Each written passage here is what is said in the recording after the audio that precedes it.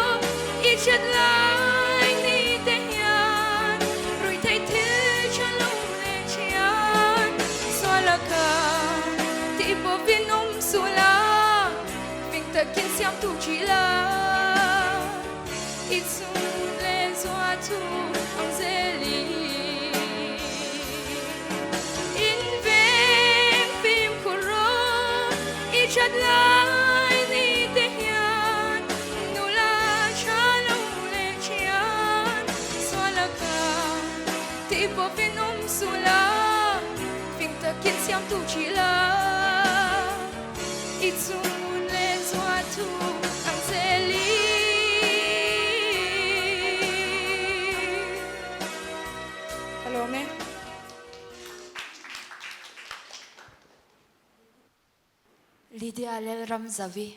van zai cha em zai cha in ti em ti ve pa ngai kan en dik tu te comment ngai thang Meron endo chupa ka comment sak to shim bok shim I o hi a unique me ni a ang hi ka shit alo mizo a pe chuanin tiang khopa unique chu nia bisai thiam tho bok sia I o to ni nang mai ni ashani ni nei chu ani wangin la eng po sala nang ma la anga I chua thei ve kang tiang khop chuanin I o to ni aro puya a thani mo ma sengin la than sak don ta che la khala ka chu ka than sak lawang che nang ma I omoi na le I unique na kha alang thawa ma se ka tu aina lang tok lo chuanin ma se kha ka nei ja ka de kha I mic ken dan mol kha in la no panga mic te po in la ken nge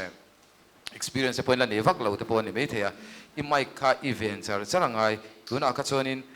I o kha kan hre mang lo ni mo atopa khan chuan tlemin tin na ya khata chi kha chuan karan heta ma se a overall as a vai ngai tu chuanin nang ma chu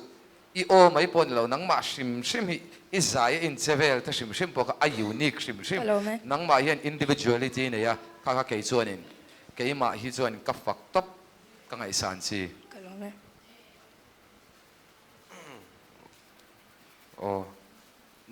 natural khop mai nang mai mo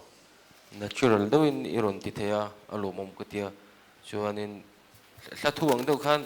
ma se in veng phim khurma mai mo izai phim khurma mai mo ko tia mo next a chuan khai khanin lose in loosen up do lamo chuanin pressure lawang main